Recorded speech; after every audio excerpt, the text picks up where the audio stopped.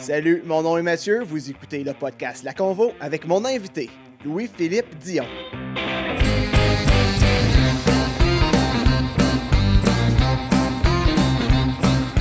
Bienvenue à La Convo. Je voudrais débuter en remerciant ceux et celles qui ont écouté, visionné et partagé le premier épisode de La Convo. Merci pour vos commentaires, c'est toujours pertinent d'avoir votre rétroaction. Un petit shout-out à Seb que j'ai rencontré vendredi dernier lors d'une soirée d'humour. Seb, merci pour tes belles paroles. Ça a vraiment fait chaud au cœur. Merci vraiment. Ce que j'aime de La Convo, c'est qu'on a l'occasion de rencontrer des gens de toutes sortes, de tous les horizons. Que ce soit des personnalités publiques, des créateurs, des leaders ou des gens qui œuvrent dans l'ombre ou qui ont vécu de grands événements. Avec eux, on jase et on s'exprime sur différents sujets. Le podcast est disponible en format audio sur Apple Podcasts et sur Podbean et en format vidéo sur YouTube et Facebook. Mais le plus simple, c'est de se rendre sur le site web laconvo.buzzfortin.com. Là, vous allez retrouver tous les liens pour vous abonner et écouter les épisodes. Si vous aimez le contenu, n'hésitez pas à partager ou à laisser un commentaire. Je voudrais saluer Ictinus, le commanditaire du podcast, pour des projets de branding, de design ou de développement web et d'applications. Ictinus fait aussi de l'intégration et de la visualisation des données. Donc, allez faire une visite à ictin.us pour voir le portfolio. Dans cet épisode, j'ai rencontré Louis-Philippe Dion. LP, c'est quelqu'un qui est souvent derrière un sketch ou un texte humoristique. C'est un coach d'impro et un mentor pour plusieurs jeunes de la relève. Il n'a pas peur de dire tout ce qu'il pense, même si des fois son approche peut créer des petites controverses. Il le fait avec de bonnes intentions et avec passion. Toujours généreux de son temps, voici La Convo avec Louis-Philippe Dion.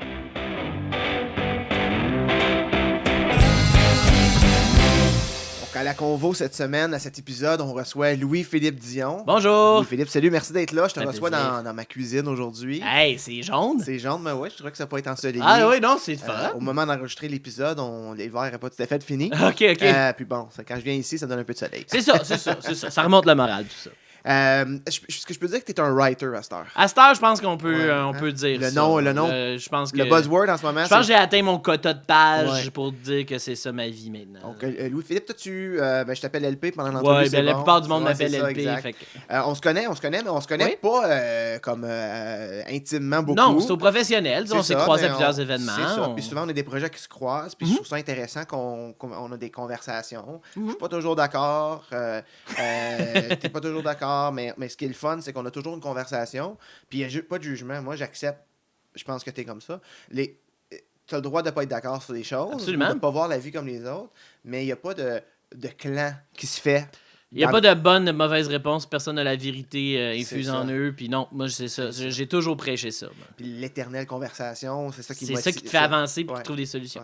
Ouais. Toi, tu viens d'ici, d'Orléans? Ouais, j'ai grandi, en fait... moi, je suis né à Embrun. OK. Ouais, j'ai grandi 7 ans à Embrun. Après ça, on a déménagé à Gatineau pour 4 ans. Puis là, on est revenu en Ontario après. Fait que ma partie importante, là, pré-secondaire, secondaire, c'était en Ontario. Tu as été à quelle école secondaire? Louis Riel. Louis Riel. OK. Ouais, Donc- avant que ça soit sport-études. Dans mon OK. temps, à moi, c'est une école de programmation et de design graphique. Ah, sérieusement? Oui, Ah, on je avait savais la pas ça. formation Cisco offerte par Nortel. Oh, wow. Rest in peace. Ouais, c'est avant le crash. OK. Mais oui, Ah, tout ben ça, oui. parce qu'à un moment donné, Ils ont arrêté, hein? ouais, c'est ça.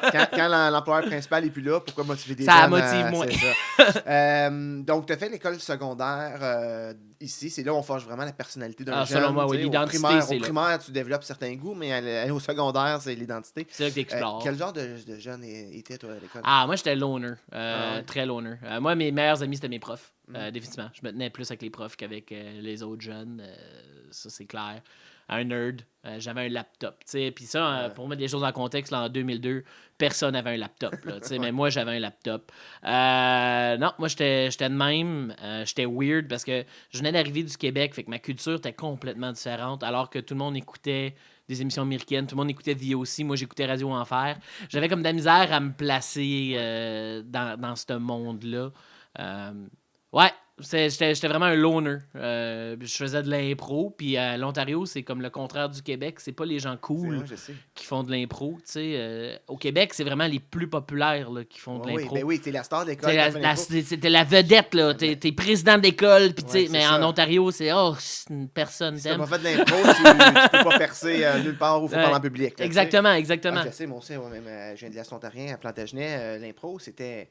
Il y a déjà eu un bon mouvement, hein, mais Oui. dans le temps, mais c'était toujours été... C'était un comité. C'était pas le plus cool. Là, Puis tu sais, Plantagenet, tu sais, c'est comme le flambeau de l'impro dans l'Est ontarien. Là, leur enseignant, pis tout, c'est une académie d'improvisation. Puis comme tu dis, même là, c'est pas assez pour te rendre... Ben, j'ai fait partie d'une période creuse, dans le sens où... dans l'histoire de l'impro à Plantagenet, les gens qui naissaient entre leurs mains, ils ont quitté, puis ils ont laissé peu de relève. Fait que c'est avant le Nick Lasselle. Oui, Nick Lasselle est arrivé, j'étais encore secondaire, et dans ce temps-là, c'est moi qui organisais les rencontres d'impro, mais on n'est pas inscrit. Quand moi, j'ai quitté le secondaire, j'ai réinscrit Plantagenet au MIFO, à l'impro du MIFO. C'était la Lime dans le temps, je pense. Parce que le MIFO, c'est quand moi je suis arrivé, mais juste avant nous, il y avait la Lime. Là, ça se peut, mais la ligue de... Ouais, c'est ça, la ligue secondaire. C'est ça qu'il y avait là. Puis moi, j'ai quitté, puis j'étais comme, j'ai tenu en vie. Ouais, tu l'as dit. Mais c'était une poignée de personnes. Oui, non, c'est ça. Puis c'est toujours de même. Fait que, c'est ça. Moi, secondaire, c'était parsemé d'impro, de théâtre, des affaires de même. J'ai joué au football un peu pour le fun, mais sans plus. Puis, mais tu fais quoi de tes soirées à ce moment-là? Comment tu cultives? Parce que tu as quand même une connaissance, une culture générale. Je lisais et j'écoutais beaucoup de films, j'écoutais beaucoup de télé, puis j'écoutais de la musique. J'étais pas le gars... Moi, avant la 12e année, je suis jamais allé à un party. C'était pas quelque chose que je faisais régulièrement. Puis ça m'intéressait pas. C'est pas comme si ça me manquait. Moi, j'étais très bien dans ma solitude. J'avais pas besoin de plus que ça. Fait que non, moi, j'écoutais la télé, j'écrivais. J'avais déjà commencé à écrire.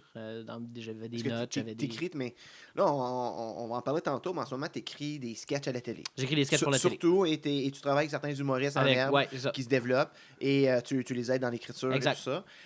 Mais l'écriture, à la base, que ce soit humoristique ou peu importe, il faut quand même développer des skills dans l'écriture. Ben, ça se fait en le faisant. Hein. Y a pas, t'as beau apprendre, c'est vraiment c'est une habitude, c'est une pratique, c'est une discipline. C'est comme n'importe quoi. Si tu me donnes 10 000 heures, je vais apprendre à jouer le piano.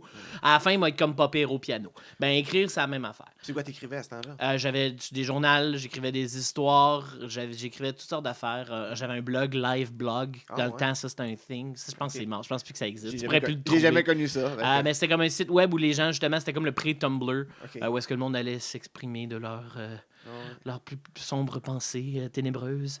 Mais non, j'écrivais des tunes niaiseuses, je gossais, je piochais. Puis ces affaires-là, j'ai jamais rien fait avec. Je les écrivais pour moi. T'as encore ça chez toi? Non.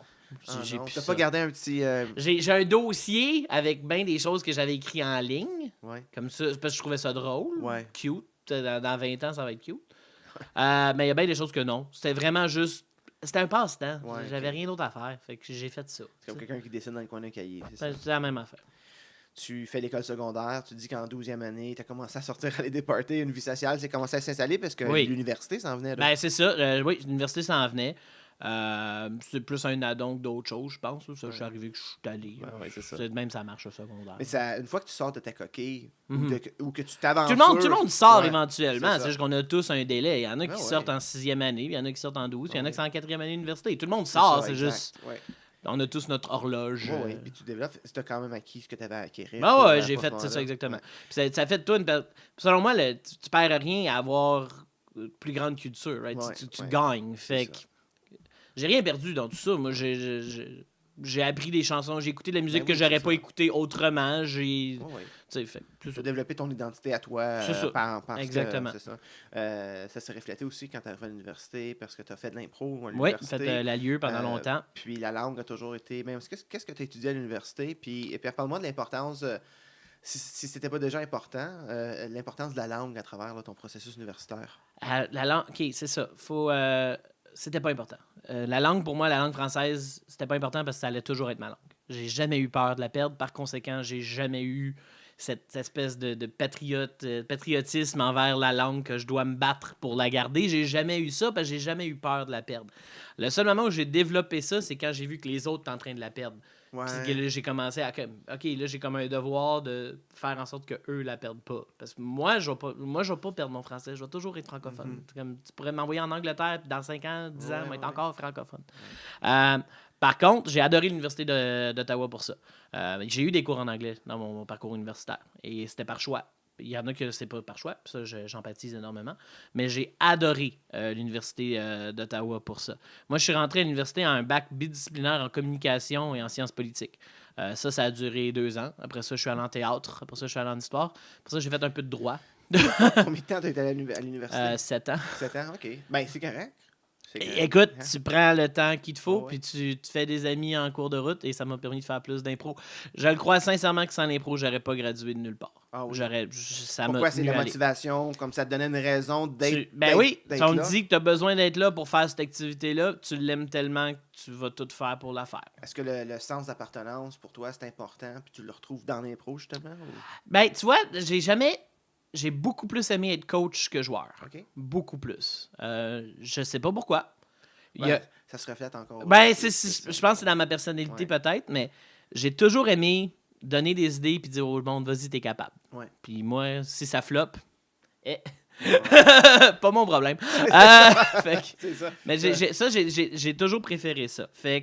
Mais j'aimais l'aspect social de l'impro.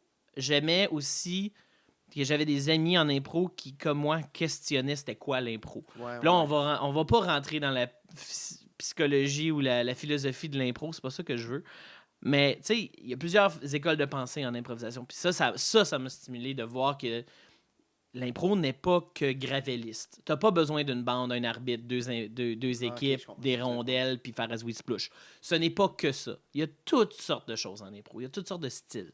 Puis ça, moi, c'est ce que j'essayais d'explorer aussi avec mes équipes. On essayait différentes affaires. On niaisait avec la formule du match. C'est toujours un impro, mais c'est juste comme tu dis, c'est pas encadré des bandes. Les Américains, on va leur reprocher bien des choses, et avec raison, mais ils ont fait du bien à l'impro. Parce qu'eux, ils se le sont appropriés et ils ont fait 10 000 affaires complètement différentes. Des exemples? Second City, et il y a une bande à Chicago aussi, dont en ce moment, j'oublie le nom. Rat quelque chose. Ils font des impros complètement différentes parce que eux c'est des long forms. Ils peuvent faire des impros de 45 minutes, 1 heure.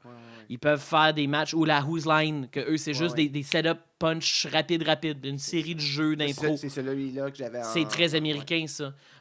Tu sais, eux, ils se sont pas limités à « Oh non, ben Robert Gravel voulait qu'on fasse un match de hockey, fait qu'on fait un match de hockey, puis on peut pas penser à autre chose que ça. » Et en ce moment, c'est vraiment ça qui se passe en Ontario. Là. Mais dans la télé québécoise, on l'a vu aussi dans les dernières années avec des émissions Dieu merci. Dieu merci, puis ces choses-là, où on a appliqué un peu scripté, un mélange d'humour et script. C'est mélangé entre les deux. Mais quand même, on vient chercher l'essence un peu de l'impro. On joue avec la formule de l'impro. Mais en Ontario... En Ontario, on est très stock-up. En Ontario, il y a les catégories, on a juste les catégories qui existent, puis je fais pas rien à l'extérieur de ça. Il y a juste mix comparé, je joue pas avec ça. C'est vraiment très contrôlé. Puis l'aspect compétitif est ancré. Dans les joueurs, dès le jeune âge, par les enseignants. Ça, tu le vois, là. Tu le vois. Comme j'ai fait des afolies, j'ai organisé des afolies, j'étais arbitre. Ça a un impact sur le jeu pour le public. Ben, c'est ça l'affaire, c'est que tu parles de l'aspect, c'est un spectacle. Et ça devient une compétition. Tu sais, faire un match de soccer où les joueurs se disent « Ah, c'est un spectacle », t'aurais un match de soccer vraiment différent que quand ils se disent « Je veux gagner ». Oui, t'aurais des tours. T'aurais toutes sortes d'affaires. Tu sais, comme soudainement, peut-être le soccer serait le fun à regarder. C'est ça, l'impro, selon moi, doit toujours rester un spectacle. Puis esprit qu'on a de la misère à... Moi, comme spectateur, des fois, je trouve plus de mérite à un joueur qui a été le soutien de l'impro, parce que souvent c'est le soutien qui soutient l'impro. Qui garde ça aller. C'est ça. Puis lui qui a été vraiment drôle, puis qui a vraiment fait des grimaces, puis qui a vraiment... puis il a sorti punch. Il rentre, il kick la porte. Tout le monde rit, puis les gens ont ri beaucoup. Moi, j'apprécie beaucoup le travail de la perche ou de la personne on l'appelle le plombier. C'est le gars qui répare ou qui sauve l'impro. Moi, c'est eux que je regarde. Des fois, quand je vote en fonction de qui a fait en sorte que j'ai gardé un intérêt pour l'ensemble du numéro. Mes meilleurs souvenirs, moi, c'est à l'impro, c'était à l'Alieu. il y a une année où on a gagné la coupe et on a c'est gagné la Ligue la Ligue universitaire étudiante de la Ligue d'improvisation étudiante universitaire d'Ottawa. Ouais. On avait gagné la coupe puis j'ai gagné la QI cette année-là. OK. Et dans les deux cas, notre approche c'était vous allez excuser mon langage, un fuck it. On joue pour nous, on s'amuse. Ouais. On regarde jamais le pointage. Il n'y a pas une fois qu'on n'a pas pris une comparée. Tu sais, comme comparée, tu peux soit laisser l'autre joueur aller en premier ou toi, on la prenait toujours. Uh-huh. Pourquoi? Pourquoi pas? Ça va C'est être ça. drôle, on va être Oh, correct. ouais. Puis, tu sais, le monde dans le public, Il- il s'y attendait maintenant. Là. C'était toujours, on la prend. On a ça. de caucus, on n'a rien. Là. On a littéralement rien. On la Vous prend. avez, j'imagine la foule a dû embarquer. Ça a un peu. levé. Ouais, c'est ça. C'est ça qui était le fun. ça. Ça créait cette espèce. C'est, On était un peu inspiré de la wrestling. Oui, c'est ça, j'allais dire Hulk Hogan. Là. Exactement. Puis, On était inspiré par cet aspect. Parce que la wrestling, eux, pour moi, ils ont compris. Oh oui. C'est un show. Ouais. La compétition est complètement secondaire. Ouais. En fait, elle n'existe pas. Mais c'est un spectacle. Ils ont compris leur branding. Ouais. Et c'est ça c'est ce qu'il faudrait qu'on fasse. Quand un méchant sort, puis il est plus. Tu- Il est plus. Il y a plus de chant pour lui Ouais. qu'il y en a pour le gentil. Ouais. Tu comprends T'as- qu'ils ont fait une Puis bonne. l'arbitre a un rôle à jouer là-dedans aussi parce que l'arbitre devrait être ça. Ouais. Il devrait vraiment être détesté puis être un Ben, méchant. dans là. mon jeune temps d'impro, il y avait certains arbitres qui avaient ce personnage. J'ai fait ça longtemps moi, au Ouais. secondaire. Ouais, je me Mais suis- je ouais. parlais aux jeunes avant aussi. C'est une question de mise en contexte. Là. Comme, en ce moment, je ne suis pas méchant. On se parle entre nous, blablabla. Là, sur la glace, Ouais. ça se peut que je sois méchant, mais ça fait partie du show. Comprenez-le. C'est pas personnel. C'est des blagues. Au hockey, Et tu as ouais. le droit de me répondre. Ouais, ouais. Je vais toujours te donner le droit de me répondre. Puis c'est fair game. Puis, joueur et foule. Ah oui. Tandis qu'au hockey, ben, l'arbitre, il patine, il colle au micro, il lève la main. Comme à l'impro. Ouais, c'est ça. Tu sais, c'est tout. Personne n'est muet, il s'en va. Fait Non, que c'est ça. un match avec un bon. En fait, c'est comme une soirée d'humour.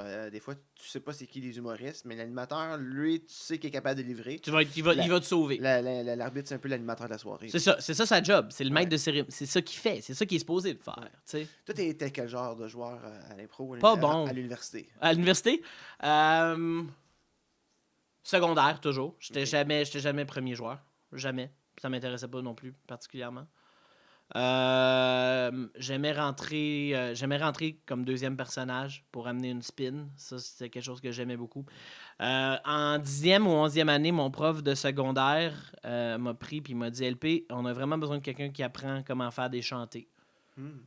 Fait que là, je m'y suis mis, puis j'ai appris comment faire des impros chantés. Ok. Fait que je me débrouillais pas pire en impro chanté. Parce que ça peut être affreux. Ah, frick, c'est affreux vite. Ah oui, c'est ça. Ben, il y en a des fois qui se Quand il démarquent. commence à chanter Frère Jacques, tu sais Ouais, que ça va ouais. être freaking long. Je pense en chanter, moi, ça serait un peu ça. Non, C'est pas mon domaine. c'est un à art, chanter. c'est un art qui se pratique. Hein, Ouais, puis ouais. ça se pratique dans la douche. Il y a des formules. Ah, c'est un code. Puis écouter des répertoires de chansons que tu sais que tu peux toi-même, tu sais que tu peux mettre des mots dessus rapidement. C'est ça. C'est que tu as besoin d'avoir une mélodie que tu connais tellement bien que tu peux te mettre ton cerveau en pilote automatique. Tu te dis, je sais que cette mélodie-là va embarquer.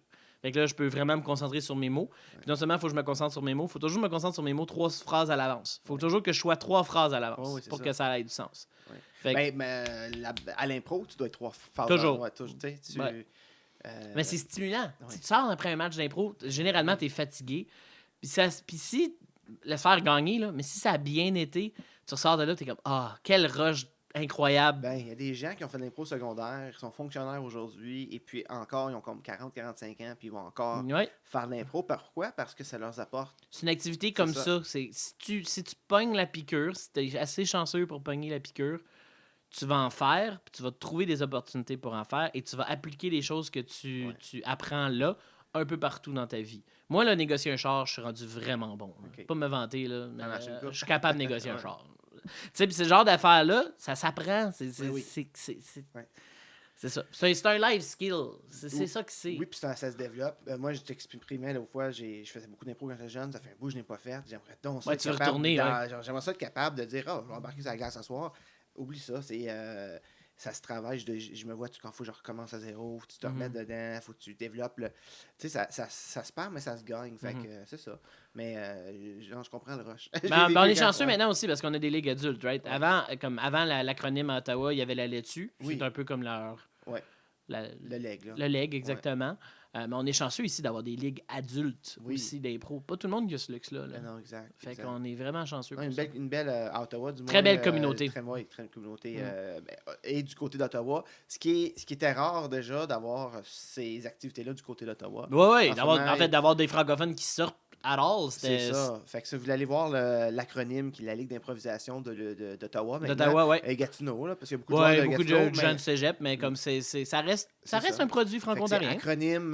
Acronyme, ça c'est à l'Institut canadien-français. C'est à l'Institut canadien-français un vendredi sur 2. J'ai joué longtemps, l'acronyme, c'est vraiment une belle ligue. Puis eux, tu vois, ils n'ont pas de bande. C'est ça, exact. Donc c'est des t-shirts, c'est pas de bande, c'est vraiment... C'est informel. Ouais, donc ça fait longtemps que je voulais y aller, j'y ai été, j'ai apprécié. Et puis là, je vais commencer au moment où on a juste le try-out, c'est en nous. Là, fait que... moi je ne ferai pas de try-out, mais à la prochaine saison, je vais essayer d'y aller plus régulièrement. Fait que peut-être qu'on va avoir la chance de parler avec des joueurs. Il y a du bon monde aussi. Puis, veux pas, quand tu arrives et tu es un être créatif comme tu l'es, tu as du vécu, tu as des expériences, tu as des opinions. Tu as plein d'affaires dans le quoi piger. C'est ça que ça donne. Exact. Ça donne toutes sortes d'affaires en quoi piger. C'est la même affaire quand tu écris des jokes. Faut que tu aies un minimum de culture ou que tu aies un minimum de vécu pour être compétent à faire ça. Puis écrire des jokes, ça, t'en écris avec les garnements. Les garnements, explique-moi, c'est quoi les garnements? Comment c'est né? Parce que je mets les gens en contexte, tu travaillais comme animateur culturel dans une école, puis tu as rencontré des jeunes, puis ça a cliqué, puis tu les as poussés, Je laisse un peu parler des garnements. Ah, ben oui.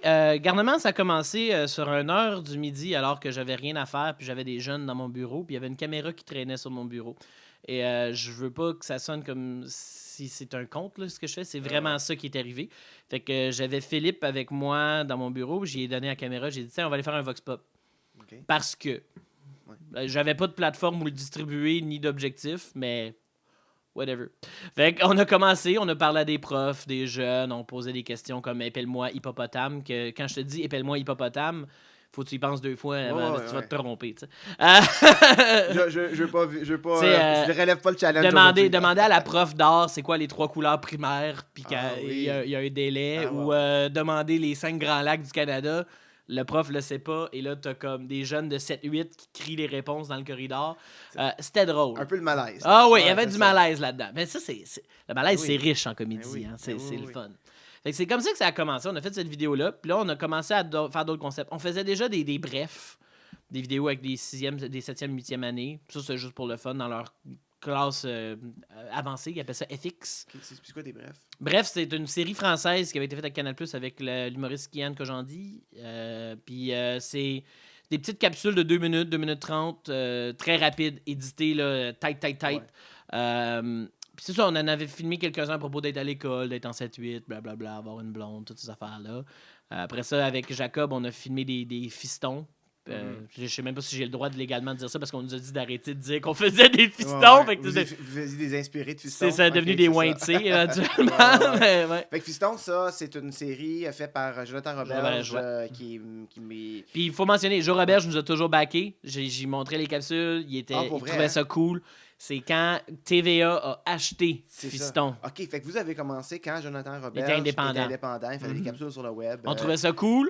Et les gens, pour les plus vieux, c'est connu Job de bras. Ouais, c'est Jonathan exactement. Roberge. Puis tu sais, Jacob a rencontré Jonathan Roberge. Oui. Wow. Comme, je l'ai rencontré au Gala des Oliviers. Sympathique. Gentil. Gros câlin. Gros gars tatoué. Il a l'air d'un motard. Il m'a donné un câlin. Puis j'étais comme, j'écoute, je veux pas y prendre bière avec toi. Je veux qu'on aille sortir avec les enfants. C'était vraiment un bon gars. Non, c'est vraiment un bon gars. Fait que tu sais, lui était correct. C'est TVA qui est arrêté. Parce qu'il y a quelques capsules quand même. En Ontario français, ça prend pas grand-chose pour compter un succès. Il faut juste que t'existes. Mais il y a quelques capsules que c'était 5-6 000 vues. Ça, en Ontario français, ça, c'est that's not a thing. À un moment donné, j'avais fait à Star Academy, Julie Schneider s'était enfargée dans des mots qui sont franco-ontariens. J'avais fait un montage à comme minuit moins quart un dimanche soir ou un lundi soir, je ne me souviens plus trop. J'ai mis ça sur le web. Dans ce temps-là, là, Facebook n'avait pas de stratégie vidéo. Non, ça n'existait pas encore. J'ai mis ça sur YouTube. Je mets ça là, j'avais été chercher le 5000 views et j'étais considéré comme un des vidéos virales. C'était un des je dirais pas un des premiers, mais c'était là. Ben nous autres, c'est ça que c'était. À chaque fois qu'on sortait quelque chose, les commentaires, c'était as if comme il y a quelque chose qui se passe. C'était ça le commentaire. Bon, pas bon. Et je me mens pas, là. Notre qualité était pas bonne. Là. On n'est pas bon à ce qu'on fait. Ouais. Mais on était les seuls. C'est ça. Puis c'est encore la vérité Tu aujourd'hui. sais, on essayait, mais on avait les moyens qu'on avait. Je veux dire, tu vas juste, à un certain point dans ta vie, atteindre un plafond quand tu as juste une caméra puis des kids. Là. C'est ça. Mais à la base, ce projet-là, c'était pour leur donner le goût d'essayer de faire de quoi de Puis différent. surtout dans les débuts, mais il y a eu des hauts et des bas dans le nombre. On parle de visionnement. Puis Ben oui, c'est sûr. Mais il y a quand même eu des choses. Ça a quand même motivé ces jeunes-là. Ah, puis ils ont essayé toutes sortes d'affaires weird. Moi, je leur disais, amenez-moi un concept, puis je vais le faire. Moi, au secondaire, là, qu'un adulte me dise, yo, propose-moi de quoi, puis je vais te faire. Whatever que tu me proposes, je vais t'aider à le rendre bon, puis on va le rendre. Si on parle des jeunes, il y avait quoi, de 14 à 16 14 ans? à 16 ans au début. C'est ça. Toi, tu es un animateur culturel, jeune et jeune d'esprit. Ben, je reste toujours ça. C'est ça. Au grand désarroi de bien des gens. Là, ouais. À un moment donné, des fois, moi, je trouve que je deviens trop mon oncle. Je suis Peter Pan, moi, je grandis pas. Mais tu gardes ça, puis tu crées ce lien-là, puis ça devient des amis. Ben, c'est ça qui est arrivé. Toi, à un moment donné, tu quittes ce poste-là. Ouais, ben, je tombe malade. Ouais. J'ai travaillé très fort quand j'étais là, et puis j'ai fait un... J'oublie toujours le nom. C'est endocarditis. C'est un virus a attaqué mon cœur. Okay. Essentiellement, c'est quand un rhume va où il devrait pas aller. Okay. J'ai été hospitalisé pendant plusieurs semaines. J'ai fait un caillot. Ça, c'était le fun. Fait que c'est ça. Puis après ça, quand je suis sorti de l'hôpital, j'étais plus là. J'étais plus là pour rien, en fait. Ça me tentait pas. Physiquement et moralement, j'imagine. C'est ça. Ouais. Fait que j'ai commencé à avoir des petits projets ici, là. Mais juste pour revenir à ce qui t'est arrivé, cette attaque, toi, t'étais on the go tout le temps. Tu sais, je faisais les garnements. En même temps, j'avais organisé une tournée dans 5 écoles de radio. En même temps, comme ça s'accumule. Tu faisais radio? À Garneau, quand je suis rentré dans ce poste, je me suis dit, ces jeunes-là vont avoir une chance que moi, j'ai jamais eue. Ils vont voir des spectacles, des vrais spectacles. Ils vont pas voir les Diables au corset. Rien contre vous, là. Mais ils vont pas voir les Diables au corset. Ils vont voir des vrais shows. Fait que ma première année, on a fait venir les 3 accords. La deuxième année, on a fait venir Damien Robitaille. Ma troisième année, on a fait venir Radio Radio. C'était pour la journée du drapeau. Ouais, Damien Robitaille, c'était pour la journée du drapeau. C'était en avant de l'école. Ouais, exactement. C'était dehors. J'ai toujours cru qu'il faut faire venir des vrais artistes connus, populaires, pour que les jeunes veulent écouter ce qu'on leur propose. L'underground, le indie, a sa place. Va toujours avoir sa place parce que ces bandes-là vont devenir big un jour. Par contre, quand tu te bats pour que les jeunes veulent écouter de quoi en français, c'est pas le temps de leur faire explorer des genres bizarres. Là tu leur donnes du bonbon. Tu leur donnes le mieux que tu es capable. Ouais. Parce que c'est ça qui va te faire gagner. 12 shows de qualité C ou un énorme spectacle de qualité A, je te garantis que l'impact est meilleur quand tu as un spectacle de qualité A. Oui. Puis c'est toujours été ça. Le souvenir d'avoir vu ça, c'est ça, comme tu dis, le grand show va rester dans leur tête peut-être toute l'année, tandis que les 4-5 petites interventions vont s'oublier la semaine ensuite. Rapidement, c'est ça, exactement. Les 3 accords, il y a des jeunes qui en parlent encore, puis qui sont comme, on a été chanceux. Là, mais c'était comme, c'est ça, puis veux pas quand t'es un francophone et tu regardes les médias francophones, c'est ces noms-là que tu vois. Fait que s'ils deviennent accessibles pour toi, et là, c'est un outil, j'imagine... Ils sont venus dans ton école. Ben pense à ça. Je ne les ai pas envoyés au CNA ou au Shankman voir ce show-là. Là. Le band venait dans l'école. Ouais. Leur loge était dans le local étudiant. Ouais. Ils ont fait le tour des classes, dire bonjour aux gens. Il y a une freaking valeur là-dedans. Là. Moi, voir des jeunes autour de Jacques Aubu qui est en train de faire des tours de cartes avant le show, il y a quelque chose de freaking cool là-dedans. Quelque part, tu sais. Ah oui, fait que moi, c'est ça que j'essayais de pousser toujours. Ça a toujours été ça. Mais l'affaire avec ça, c'est que c'est compliqué. C'est tough à organiser. Puis comment c'est reçu? Est-ce que les gens embarquent? Les gens embarquent. Les gens qui veulent embarquent. Et ça a été la plus grande déception de mon travail à Garneau, c'est de voir les gens complaisants. Je te donne Radio et peut-être un taux de participation de 30%. Il y a 70 qui s'en sacent. Ils sont assis dans le fond du gym puis ils s'en fichent. Wow. C'est comme Radio, crime, c'est pas un petit band. Les 3 accords, c'est pas un petit band. Ils peuvent vendre des salles, ces gens-là. Oui, ils remplissent des forums. C'est ça. Ben ouais. Mais tu sais, c'est ça. Fait que de voir les jeunes s'en foutre, puis ça, je pense que c'est l'âge. Je pense pas que c'est des problèmes individuels. Je pense vraiment que c'est un phénomène d'âge. Ça drain. Je sortais de ces spectacles-là, puis j'étais vidé émotivement. J'étais comme, qu'est-ce que ça donne? Qu'est-ce que ça donne? Ils veulent pas. Tu sais? Puis je le crois sincèrement, ils veulent pas. Ta francophonie, tu la vis à 26 ans et plus. Ouais, c'est ça. Ouais. Ah, ça, c'est lourd parce que... C'est lourd! Il faut l'avoir, cette conversation-là, par contre. Ouais, c'est ça, mais c'est tu sais, de vouloir... moi, je sais pas, je suis dans une phase bizarre en ce moment où est-ce que... J'adore, mais j'ai comme... Il y a des choses très revendicateurs de la francophonie dans lesquelles je suis un petit peu... je suis très, très, très pro-franco. Ben, moi aussi. Mais puis le français dans la maison, chez nous, c'est vraiment important. Ben oui, absolument. Mes enfants sont élevés... Francophonie, c'est la loi de la survie, là. Mais... J'ai vu tout leur linge chez Anteca, là. Je veux dire, on les affecte à des choses, je les amène voir des spectacles, quand ils travaillent sur un projet. En tout cas, j'accompagne beaucoup, puis dans leur bulletin, il y a toujours le commentaire, peu importe, X est un exemple de francophonie. Un modèle francophone, mais quand je vois ça, ça me fait peur, OK, parce qu'il y en a qui ne le sont pas, tu sais. Mais c'est ça la réalité. Mais, je sais pas, on dirait que j'ai le goût à certains événements franco-ontariens, de vraiment là, faire le franco-ontarien fanboy. Là. Puis à d'autres, j'ai comme j'ai juste le goût de l'être maintenant. Puis je trouve que c'est ça qui est il y a des dans la communauté accessible. Là, quand je parle d'accessible, c'est les événements rassembleurs. Oui, les événements rassembleurs. Si tu y vas, je sais pas. J'ai le goût de vivre d'autres choses en français que des événements rassembleurs dans mon quotidien. Ben, c'est ça. Il n'y a pas ces plateformes-là encore, nécessairement. Puis il y a une très bonne raison, c'est qu'il n'y a personne qui irait. Et ça, c'est un problème. Ouais. Mais ça, c'est un gros problème. Je n'ai pas la solution. Je ne l'ai pas. J'ai essayé. Je ne l'ai pas. Il y a un désintérêt. Il y a un énorme désintérêt.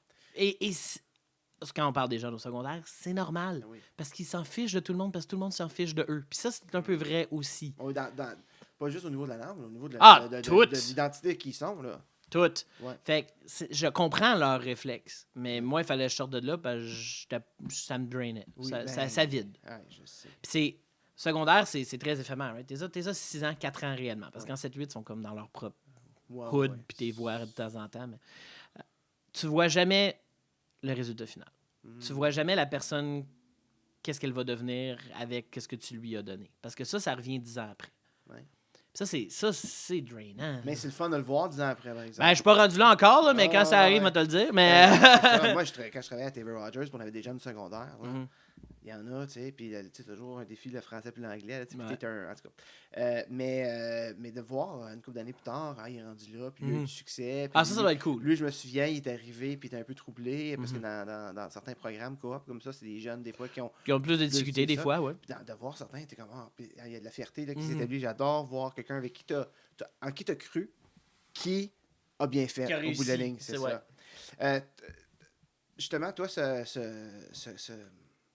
ce côté de prendre en main les gens, c'est quelque chose qui est fort pour toi. Tu le disais tantôt. J'ai toujours fait ça. T'aimes les préparer. En ce moment, tu travailles avec Seb, qui est un des jeunes qui est à l'engarnement.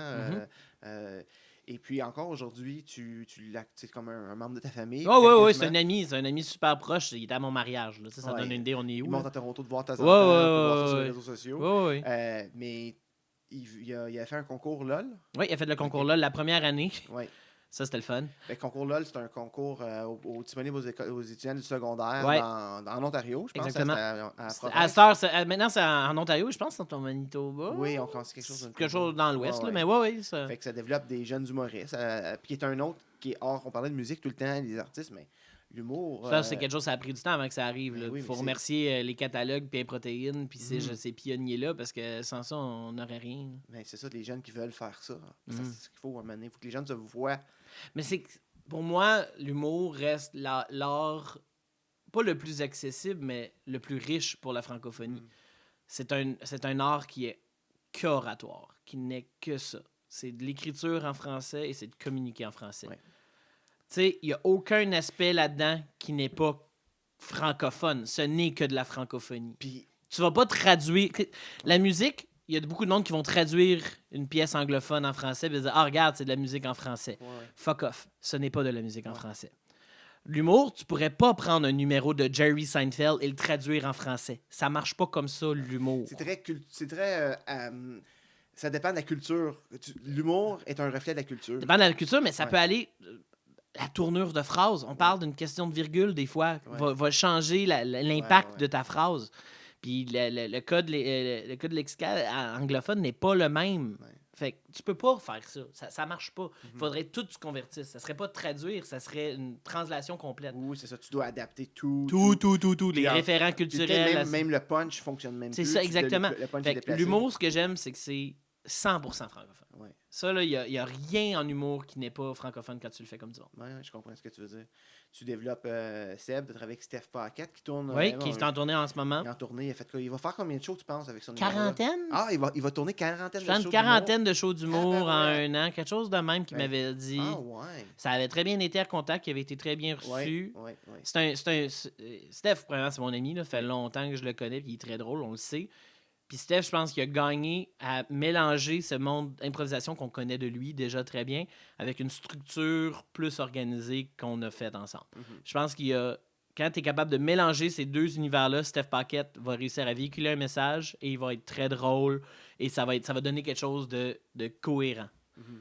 Un show d'humour, ce n'est pas de l'impro. De dire que tu peux improviser un 60 minutes d'humour, c'est complètement faux et ça va jamais être bon. Et même le crowd work qu'on appelle, qui se fait en venant de l'entraque au c'est show, organisé. c'est un mélange. C'est un script organisé avec un brin d'impro. Oui, mais c'est quand même organisé. Ouais. Quand on fait les textes, on surligne, on sait sont où les rires. Ouais. C'est calculé, là. Il n'y a rien qui est laissé à la chance. De connecter avec comme Steph Paquette, tu le connais beaucoup, mais de travailler vous n'avez pas la même réalité quand même. Ben non, pas en tout, même pas un peu. Comment tu travailles avec lui pour... ça a été des entrevues au début, une couple de sessions de blabla, de parle-moi de ta vie, de jeunesse, des anecdotes, qu'est-ce que tu veux dire dans ton show? Là, on écrit 10, 15, 20 pages. En personne ou faites-tu à distance? À distance ou en personne, on a fait les deux. Okay. On a écrit ensemble, moi j'ai écrit de mon bord, il a écrit de son bord, on a mélangé les choses. Tu écris 10 pages, t'en gardes 2, puis tu recommences. Puis c'est le même, puis c'est ça. Vous avez monté ça combien de temps, vous autres? C'était pendant un été. Il m'avait rejoint au mois d'avril, me dirait j'ai un show d'humour que j'aimerais monter. Fait que c'était en avril, puis en janvier l'année d'après, il était à Contact. Fait que c'est ça le délai. C'est bon. Ouais. Mais quand il a fait son show à Contact, il n'y avait pas son 60 minutes encore. Là. On avait travaillé le show de Contact. Ouais. Et le 60 minutes est venu après. J'ai vu cette prestation-là, ce que j'ai trouvé c'était bon, c'était drôle. Il y avait quand même le public déjà dans sa poche. Je veux dire, quand c'est Steph Paquette à Contact Ontario. Il a fait broyer les matantes avec les mines 3 fois. Fait il est ça. C'est quand même un bon public. Mais tu dis ça, mais il y a 2 ans avant, il avait fait une espèce de show où est-ce qu'il était en bédaine, un show de théâtre, puis ça, il y avait personne qui avait aimé ça. Tout le monde y avait dit que c'était de la merde. J'ai pas vu ça. Ben c'est ça. Ouais. Paquette est il est pas une valeur sûre en Ontario français parce que il peut aller trop loin. Il peut aller trop loin. Et puis, c'est ça. Cette fois-là, à Contact, la journée d'avant, il a fait son show théâtre. La journée d'après, il a fait son show musique. Une chance qu'il a fait son show musique. Ça l'a complètement effacé, le show théâtre. Puis personne s'en rappelle. Okay. Tout le monde s'en rappelle de quand il est monté sa scène puis il a commencé à « Ouais, je travaille, Damien. » Là, c'est comme « Oh, crap! » C'est un interprète, il est bon. Là. Ben, il est excellent. Ouais. Fait que ça l'a... Mais il est pas garanti de succès. Ouais. Il est pas un intouchable. Puis il n'y en a pas beaucoup en Ontario français des intouchables vivants. Il n'y en a pas plein. Là. Oui et non, mais oui. Il y a des institutions qui sont intouchables, mais des artistes... Non, ouais. Protéines, quand ils ont fait leur capsule sur les conseils scolaires, soudainement, il y avait comme moins d'amis pendant un bout de temps. Là. Ben oui, et puis... Parce que, faudrait pas questionner. Ça, c'est une chose... quand tu parlais, c'est tout nouveau, l'humour en Ontario français, c'est vrai. Parce que elle est très conservatrice. Le deuxième niveau, on ne peut pas y accéder. Jamais. Dès que tu rentres dans le deuxième niveau, puis deuxième niveau, j'entends beaucoup parler de ça au Québec. On a eu beaucoup les blagues avec les scandales là, de Mike Ward, puis de tout le monde, là, puis les blagues de deuxième niveau, puis les gens se sentent insultés, mais faut que tu écoutes la structure du gag. Il faut vraiment décortiquer aux gens. Faut analyser un texte. Hein. Tu peux pas juste dire une blague, juste isoler la blague et dire qu'elle est inacceptable. Parce qu'il y a il y a la prémisse puis le setup avant. Oui, c'est ça. Puis des fois, cette prémisse et ce setup-là sont vraiment importantes, sont pertinentes et sont longues. Ils mettent la table. T'as gagné ton gag. Tu as travaillé pour avoir le droit de dire ça. C'est ce qui est arrivé avec Mike Ward. Mike Ward, là, si tu écoutes le numéro au complet du petit Jérémy, là, c'est un numéro incroyable. Ah, il est bien fait. Structuré. Là. Tous les gens avec qui je me stinais là-dessus, je lui disais, hey, avant qu'on s'ostine, là, écoute le gag du début à la fin. Ouais. Et ensuite, tu me diras, est-ce qu'il était méchant? Est-ce qu'il voulait être méchant? Ou il était après raconter une histoire? Puis le punch, il est vraiment raide. Là, ben oui, mais c'est Mike Ward. Ben c'est ça que c'est. Mais c'est un punch. Ah, c'est un bon punch. C'est ça. Les gens, il a gagné, ce punch-là. Oui. Si, on ne rentre pas dans les détails sur cette saga-là, mais j'invite les gens, justement parce que c'est une histoire qui est très connue. Vous avez entendu ce que les gens disent dans les médias, l'opinion des gens qui se sont offusqués. Maintenant, allez écouter le gag. Puis vous allez tout comprendre qu'il faut entrer dans le deuxième niveau à un moment donné. Je sais pas quand ça va être diffusé, là, mais nous, on vient de sortir une capsule sur l'insécurité linguistique. OK? Et puis ça a très bien été. Ça a été très, très bien reçu, à part par 3 personnes. Et puis, les commentaires négatifs qu'on a vus, il y en a plein que j'ai pas vu la vidéo, mais si tu commences ton argument avec « je n'ai pas écouté ce que je m'apprête à critiquer », ton argument est automatiquement invalide. Automatiquement. Ton opinion, elle ne vaut plus rien à mes yeux. Tu as le droit d'avoir ton opinion, elle a le droit d'être contre la mienne, à 100%. Mais tu dois avoir écouté le matériel au moins. Ça, c'est la moindre des choses. Avant de dire « Ah, moi, je trouve ça dégueulasse qu'on parle de ça. » L'avez-vous écouté? Non, mais... Ah, ta gueule. Exact. T'as pas vu, tu sais pas. C'est ça. Mais ça, c'est la culture matante, puis l'Ontario français, on en a. Cette conversation-là, elle est là. Elle est dans le public. Fait que je vais on va remettre en contexte un peu la capsule sur la sécurité linguistique. Ouais. Venez voir sur la page de Flip TFO. Ouais, puis sinon, on la repartagera. Peu importe, on verra quand on vous... si vous écoutez ce podcast, on donnera le lien. Dans les commentaires ou sur la page Facebook ou peu importe, là, regardez dans la description, on mettra un lien pour ça. C'est ça. Puis dites pas que vous l'haïssez avant de l'avoir écouté, de grâce. Écoutez, puis si vous ne savez pas trop c'est quoi l'insécurité linguistique en Ontario français, puis c'est la première fois que vous tombez en contact avec cette capsule-là, faites une petite recherche sur c'est quoi l'insécurité linguistique. En 3 secondes, il y a bien des documents là-dessus. Donc, c'est ça. Mais là, tu es rendu. Fait que ça démontre que maintenant, parce que je trouve que tu as quand même du pouvoir en ce moment, dans le sens où, c'est ce que les gens te reprochaient aussi sur les réseaux sociaux, que maintenant, tu as une plateforme. Oui, c'est le fun, ça. Il y a beaucoup, c'est tes textes. Il y a des sketchs qui sont teintés de tes opinions. Oui, ben oui. Parce que tu les écris, mais ça résonne aussi dans le concept. Tout ça, mais tu écris, mais tu peux te... Tu peux varger. Tu as un agenda que tu peux quand même livrer dans tes textes. Oui. Ce qui dérange les gens, c'est que c'est diffusé sur TFO à travers l'émission Flip. Ouais. Mais veux pas. Nomme-moi une émission d'humour qui existe quelque part où l'auteur n'y met pas un peu le fond de sa pensée. T'sais? Ou l'humour sert à faire réagir. Le monde va dire que l'humour sert à faire rire, c'est vrai, mais l'humour aussi sert beaucoup à faire réfléchir et à faire réagir. À la base, je cherche une réaction, positive, négative, peu importe. Dans ce contexte-ci, et on va le dire ouvertement, ce n'est pas la capsule la plus drôle que j'ai jamais écrite. Elle est comique, là, c'est bien beau, mais elle n'est pas drôle. En connaissance de cause, elle est très drôle. Oui, mais c'était pas des jokes comme... Tu comprends? Faut que tu y penses pour rire un peu. Oui. Cette capsule-là, son but, c'était pas de rire. C'était de faire passer un message. Puis, ça a fonctionné. Je pense que oui. Mais il faut toujours avoir un ratio. Je ferais pas que ça. Je reste une émission pour des jeunes 9-12 ans. T'sais? Fait que moi, je dois gérer entre la commande de divertir. On est un poste éducatif aussi en même temps. On doit... Il y a bien des couches à tout ça. Qu'est-ce que j'aime de Flip, par contre, c'est que oui, ça me donne une très belle tribune, une très belle plateforme où diffuser des choses comme ça. Et l'argument TFO parle de quelque chose dont on n'aime pas est complètement ridicule. Complètement ridicule. Au contraire, TFO le fait pas assez. Et c'est pour ça que les gens ont réagi, parce qu'ils sont plus habitués. Moi, ma première réaction, puis là, quand je vois quelque chose comme ça, c'est quand je vois des gens que je sois en accord ou pas, il faut mettre ça de côté, qui créent, qui font de l'humour, puis qui parlent de nous. Si je suis assez important et intéressant pour qu'on écrit un monologue sur moi, et non seulement ça, on le traite avec autant de respect qu'un cover ou que n'importe quelle autre capsule qu'on a fait. Oui. Il y avait les mêmes efforts, il y avait la même push, elle était traitée comme une capsule normale. Ça, c'est quand même cool. On commence. Écoute, donnez-nous une chance, là. On commence. Ben, il y en a un autre aussi, un autre stunt comme ça qui a été fait. Ça, c'était le fun! Au Au Festival Festival Franco! Franco. Parle-moi oui. un peu l'année passée avec Flip TFO. Ben écoute, on faisait des covers dans le temps. On faisait beaucoup de covers. Je voulais en faire un pour les Franco-Ontariens. Fait que là, qu'est-ce qu'on fait avec ça? Une fois que je sais que je veux faire un cover musical, fait que ça implique une imitation dans notre cas à nous, une imitation d'un artiste connu. Fait qu'on a pris Ed Sheeran parce qu'il était très populaire quand ça s'est arrivé. Tu sais, son album venait de sortir. Puis on s'est dit, qu'est-ce qui arrivait si Ed Sheeran voulait venir au Festival Franco? Bon, maintenant, on va le jouer comme un imbécile. Il va sûrement essayer de prendre les tunes connues de l'Ontario français. Fait qu'il va aller sur iTunes, il va regarder qu'est-ce qu'il y a en Ontario français, puis il va essayer de faire ces tunes-là dans ses tunes à lui. Ça, c'était le concept, essentiellement. Fait qu'il envoyait son démo tape pour demander de venir au Festival Franco.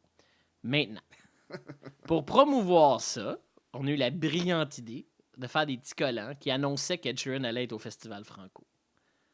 C'était très drôle. Objectivement... Fait que des petits collants, elle va plus loin que ça, là. C'est pas juste des petits collants. Ben, c'est des collants qu'on a mis dans la ville. Qui ont été distribués par la poste. On en a mis partout. Ouais. C'était très drôle. Il y a certains posters du festival. Ça l'a vraiment berné, ça l'a vraiment créé un... Mais Mathieu, imagine être dans ce bureau-là. T'arrives le lundi, puis là, t'as les premiers appels qui rentrent. Est-ce qu'Ed Sheeran vient ou qu'est-ce qui se passe? Être juste une mouche sur le mur pendant cette matinée-là au Festival Franco, j'aurais payé un montant d'argent ridicule juste pour voir qui nous fait ça? Ben, parce que c'était pas signé. Ils pouvaient pas savoir c'était qui. Parce que le hasard a fait des choses que j'ai que sur Buzz Fortin, un de mes projets, je passe pour aller travailler, puis j'ai fait une photo. T'as pris une photo des collants, j'ai créé une affiche, sachant très bien que c'était une blague. Je veux dire, c'était évident, là. De mon point de vue, parce que je suis capable de voir le deuxième niveau. Ouais. Il y a du monde, c'est pas vrai, il est au Mexique, cette date-là. Oui, c'est vraiment ça qui l'empêche. Fait que moi, j'ai créé un blog sur Buzz Fortin, je publie ça. Bon, ça a eu pas un si gros impact, mais rien, c'était, je veux dire, ça a poussé. Ça questionnait. Après ça, j'ai Julie du Festival Franco-Ontarien qui me rejoint. Elle a eu mon numéro de téléphone à travers. Faut dire aussi, on est 14, là, fait que tout le monde est rejoignable. C'est ça. Fait qu'elle me rejoint, donc la dame des communications. Puis moi, à ce point-là, j'ai aucune idée c'est quoi, là. Donc, c'est ça. Non, là, j'ai dit, mais je retire pas mon blog. Que j'annonçais ça. Mais moi aussi, j'avais un certain sarcasme dans la façon que j'en parlais, sachant très bien que... ton article, personne peut lire ça puis penser que tu le croyais. Là. C'était clairement, tu faisais la blague. J'ai juste changé la photo de l'article pour une photo où il y avait un X dessus pour montrer aux gens, parce que je voulais quand même les aider, mais je sais que c'était au le droit, puis ça a fait beaucoup. Mais après ça, moi, j'ai découvert à travers nos contacts qu'on a en commun que c'était toi, mais... Je veux dire, pas que ça a chauffé, mais ça a chauffé un peu pour toi. Oui, mais I don't care. C'était drôle. Ouais. C'était une blague. Rien de plus. Puis TFO là-dedans, il était avec toi? Ils nous ont backé. Oui, ils ont backé. Et TFO nous back. Notre job, c'est de faire vivre des choses franco-ontariennes. C'est d'ajouter à cette culture franco-ontarienne-là. Ouais. Je m'excuse. Faire des blagues à notre égard, il n'y a personne d'autre qui va le faire. Ça doit être nous. Ça va venir de nous. Un Québécois va pas faire des blagues franco-ontariennes. Le meilleur humoriste, sa plus grande force, c'est de rire de lui. Donc, ça prend de l'autodérision. Puis une culture en santé est capable d'en avoir. Oui. Moi, qu'on nous reproche d'avoir fait ce stunt-là en nous disant « Vous critiquez la qualité de notre programmation », Flip ferait jamais ça. 2, votre programmation mérite en esti d'être critiquée parce que votre band, c'est Trio. Fait que je m'excuse, là. Moi, je connaissais même pas Trio. Non, mais... c'est populaire, mais oui, je comprends. Je m'excuse. À un moment donné, il va falloir qu'on l'accepte. Ce festival-là doit changer de main parce que c'est toujours la même affaire. C'est plus le fun. C'était le fun en 2002, là, mais là, ça a vraiment perdu de son lustre. Le festival franco-ontarien, pour moi... des fois, il y a des bandes que je veux vraiment voir. C'est comme, quand même une chance qu'il est là. Mais surtout, c'est un rassemblement. Mais même à ça, il n'y a rien à faire. T'es dans un champ. Il y a pas... Tu sais, tu vas à l'Outaouais en fête, là, à la Saint-Jean, à Gatineau, il y a des manèges, il y a une plage. Écoute, c'est une fête. S'il y avait une place où j'ai goût d'y aller déguisé en vert et blanc par franco-ontarien, c'est au Festival franco-ontarien. Ouais. Et l'an dernier, je pense que j'ai vu aucun drapeau franco-ontarien. sur la scène. L'an passé, Ou- c'était triste. Là. Ouais. C'était juste du monde 45 ans et plus. Ah, et- c'était ouais, puis la température n'est pas toujours. Non, là ça n'a pas plus, aidé. Là. Puis l'année d'avant aussi. Puis tu sais, faire ce festival-là qui serait une richesse incroyable pour les jeunes, le faire pendant la période d'examen. Ouais. En même temps que, En même temps que le Rockfest. on peut-tu s'aider des fois? Comme... Oui. Mais Fait que je m'excuse, le festival franco n'est pas un intouchable. On a tout à fait le droit de le critiquer. il est presque disparu. Puis le pire, c'est que dans ce cas-ci, c'était même pas une critique basée là-dessus. C'est eux qui ont ramené ce point-là. Oui, c'est ça. Moi, c'était même pas ça dans ma tête. Là. C'était vraiment juste un... Qu'est-ce qui arriverait si Ed Sheeran voulait être là? C'est ça qui arrive, c'est que on parlait que les puis je suis entièrement d'accord avec ça. Par contre, il ne faut pas arrêter d'en faire. Ben non. Parce qu'il faut développer cette culture-là. Fait que bravo. Merci. Continuez on va pas arrêter. Moi, tant pis que quand c'est de l'attaque personnelle, puis à chaque fois, puis moi, j'ai déjà critiqué TFO dans le passé. Ben oui. Moi aussi. Pour des raisons, mais pour des raisons dans lesquelles je veux qu'on parle de moi. Ben oui. Fait que quand tu parles de moi, tu sais, si je voudrais. Moi, j'ai toujours dit, si tu veux changer la politique, tu dois faire de la politique. Donc, si tu veux changer les textes qui sont diffusés à TFO, deviens writer, pointe-toi à TFO, puis écris des sketchs, ou porte-toi un channel sur YouTube, ou peu importe. Fais-leur faire leur compétition. Mais c'est ça. Puis il n'y a pas assez de gens vocaux. Comme même la Convo, le podcast ici, c'est un outil de conversation avec. Ça n'existe pas, cette culture-là. Non, c'est ça. Pas encore. Mais ça s'en vient parce que on le développe. Fait que c'est en développement. Ouais, ça l'est.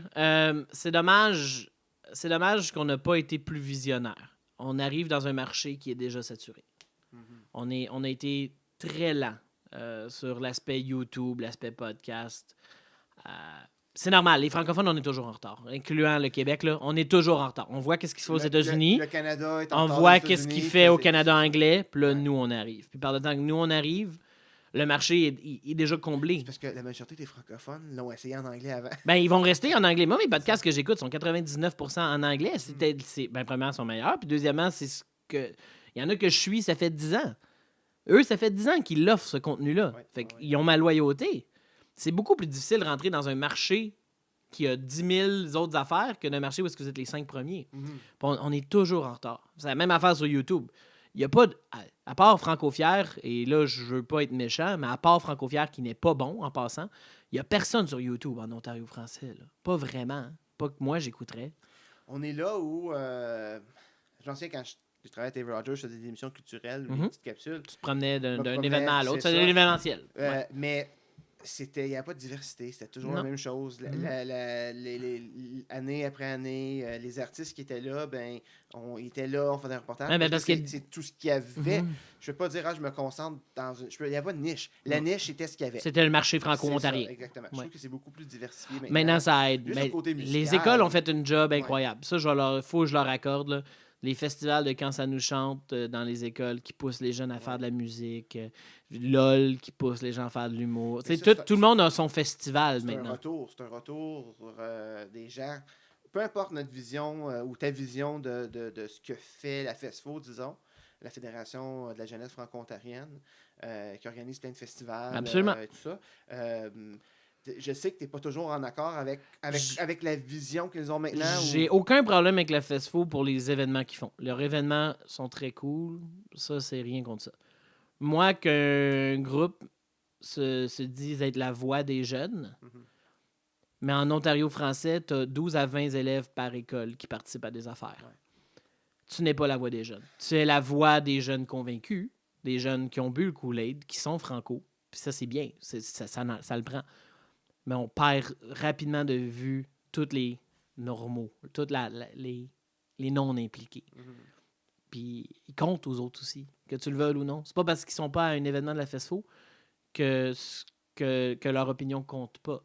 Et il y a une prétention qui existe que je déteste, de parler au nom de tous. L'ACFO ne parle pas à mon nom. Je m'excuse, je ne crois pas dans 80% de ce qu'il pousse. Mais personne ne peut rien dire contre l'ACFO. Personne ne peut rien dire contre la FESFO, jamais, parce qu'ils sont la voix du peuple. Bon, c'est pas vrai, mais c'est ça leur mandat. C'est ce qu'ils prétendent. Un des plus gros challenges dans je trouve la Franco-Ontario, surtout de l'Est, parce que je connais moins. Je veux dire, je regarde des fois ce qui se passe à Sudbury à travers le web, parce que c'est ma fenêtre vers Sudbury. Là, puis c'est pas. J'ai été à Sudbury, je pense, 3 fois pour le travail. Tu sais. Mais je trouve ça semble différent un petit peu. Ici, je sais pas, on dirait qu'il y a un esprit de communauté. C'est ce que je crois que ce qui sauve Sudbury et le Nord, ils ont un leadership incroyable. Ils ont des gens impliqués et qui le font pour les bonnes raisons. C'est rare que je vois quelque chose à Sudbury puis que je me dis ça, c'est teinté de politique ou ça, c'est teinté d'intérêt personnel. C'est moins politique. C'est beaucoup moins politique. Ici, il y a des gens qui se battent pour leur job. Ben, leur job en dépend, fait que leur décision reflète ça. Puis moi, tu le vois, puis peut-être que, tu sais, on était à TFO, mais avec Garnement, tout ça, le podcast ici, mon blog, Buzz Fortin,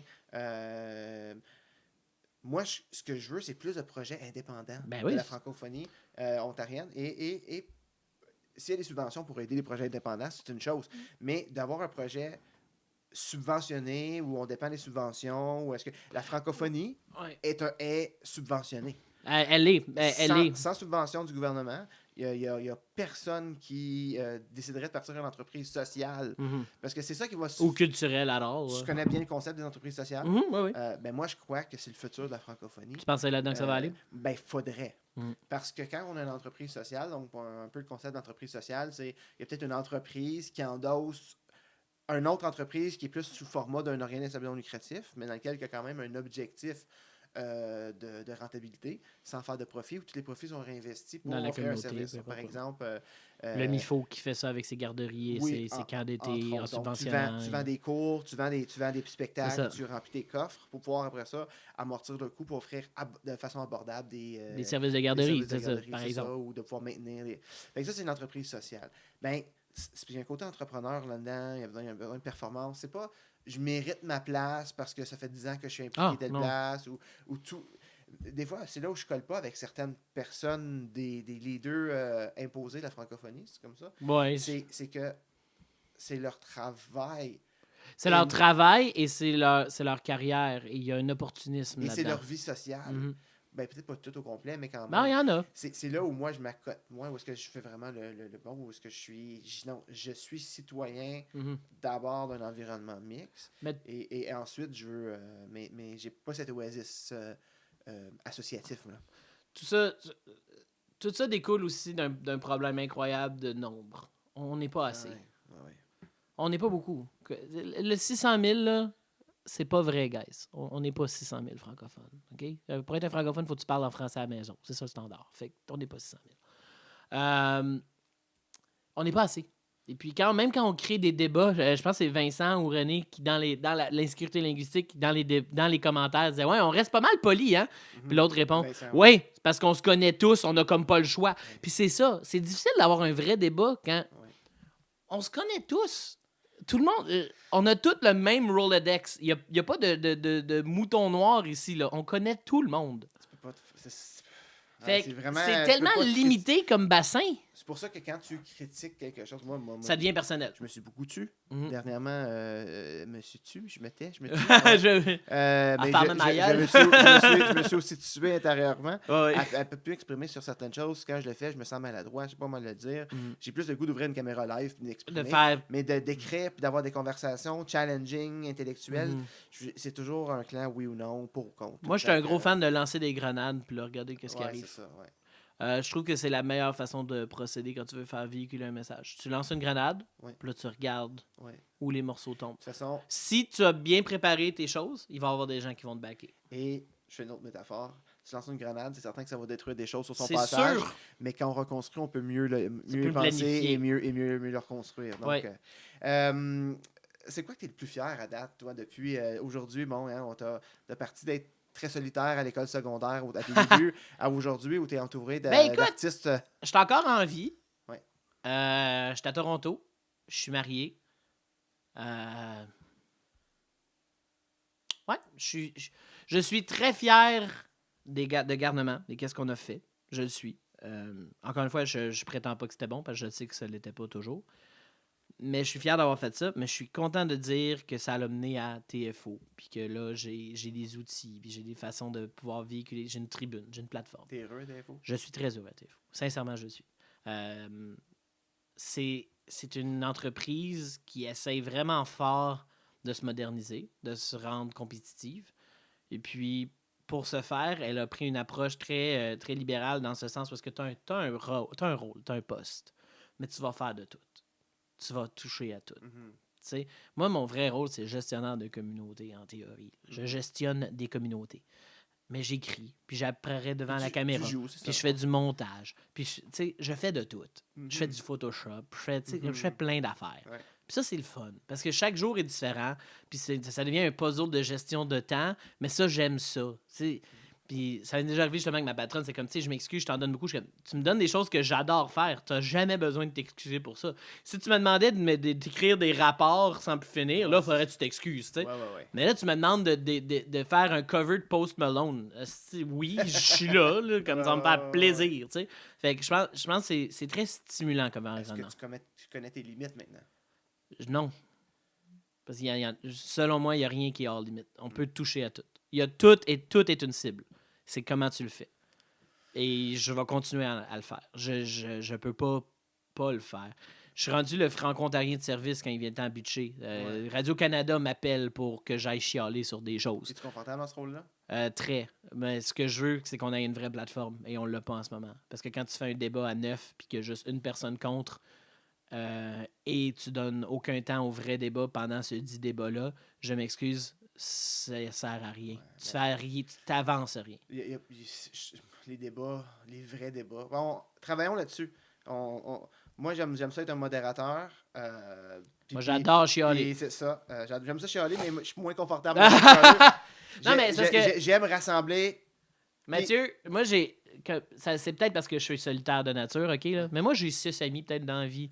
Je suis très bien avec ces 6 personnes-là. Et je sais que ces 6 personnes-là, peu importe ce que je vais dire, qui je vais attaquer, à qui je vais m'en prendre, ils vont rester mes amis. Là.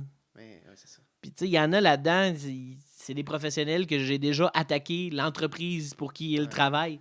Puis, ils te connaissent, ils savent que c'est comme ça que je suis. Mais rien n'empêche, ce que je veux dire, c'est quand on vient à orchestrer ces débats-là, je me sens toujours plus confortable à être celui qui donne la place à tout le monde de se faire entendre.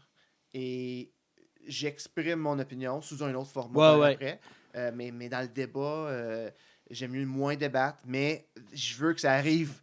Puis je veux, parce que moi, je crois que le débat, la conversation, 2 opinions qui s'opposent, dans lequel les différents points de vue sont exposés, fait que le spectateur, lui, a plus d'outils pour réfléchir. Mais moi, c'est ça l'affaire. Ces débats-là, je trouve que souvent, c'est très axé sur trouver une solution.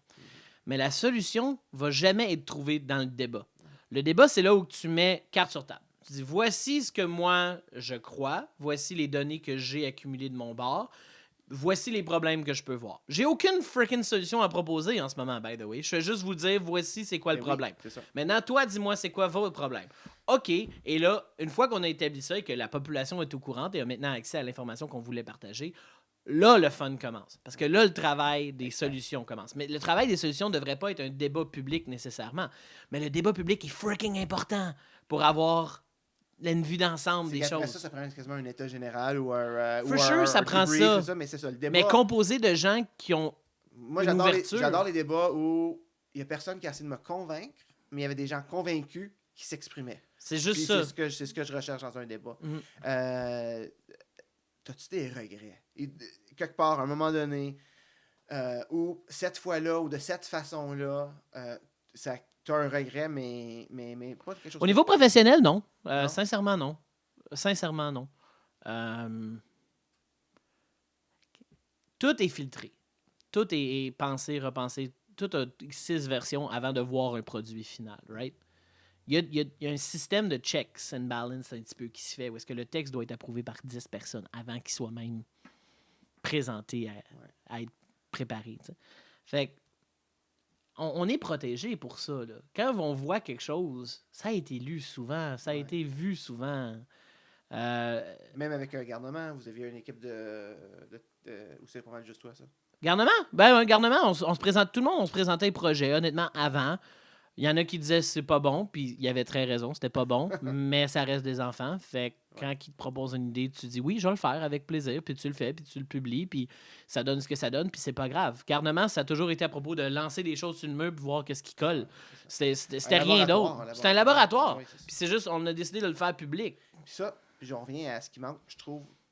C'est pas qu'il manque de plateforme, puis c'est pas qu'il manque c'est qu'il manque de laboratoire. Mm-hmm. Et le laboratoire devient un essai clinique et ensuite c'est parce qu'il n'y a pas d'argent à faire là-dedans. Fait qu'il faut que tu aies quelqu'un qui a du temps libre, une volonté, et puis il faut que tu aies quelqu'un qui ça y tente. Ouais. C'est pour ça que je parlais d'entreprise sociale tantôt. Si je te dis, OK, il n'y a pas de financement pour toi, mais si on travaille un plan d'affaires, on pourrait finir par faire une entreprise. Ça serait viable parce qu'il y a un esprit d'entreprise sociale. Puis là, tu finis par te trouver une job. Dans le fond, c'est ça. Mm-hmm. Tu pourrais faire ce que tu veux. Toi, tu le fais en ce moment parce que tu as un salaire. Ben, c'est ça. Tu as besoin de ça. Tu n'irais pas travailler et écrire tout ce que tu écris à TFO si c'était du bénévolat. Ben non, franchement. Ben non, tu as besoin d'une job. Ouais, ça, c'est normal. C'est pour ça qu'on parle aussi beaucoup de francophones des fois. Hein, parce que la job n'est pas ici. Ça, exact. C'est normal. Une fois que tu es, disons, dans une semaine, tu t'évapores. OK. Comment que les gens se souviennent de toi? La grand gueule. Je pense que c'est ça ma réputation. La grand gueule. J'ose espérer que les jeunes vont se rappeler de quelqu'un qui a vraiment tout fait pour qu'il y ait du fun. C'était toujours axé sur le fun. Mm-hmm. End of the day, moi, c'était toujours axé sur le plaisir. Mm-hmm. S'ils n'ont pas de fun, j'ai échoué. Fait que j'ose espérer que ça serait ça. C'est du plaisir. C'est ça que je veux avoir laissé. Des expériences de fun. Louis-Philippe, merci beaucoup d'être venu à la convo. Fait plaisir. Ben tiens, on va peut-être avoir la chance de se reparler. Ben j'ose espérer. Parce que là, on te connaît un peu plus. La prochaine fois, on pourrait peut-être se préparer quelques petits sujets, puis on ira un peu plus creux dans certains points de vue. Absolument, on s'amusera. Mais je pense que c'est le fun de voir le fond de tes pensées, puis d'entendre des opinions variées comme ça. Merci beaucoup. Merci. Hey, bye là!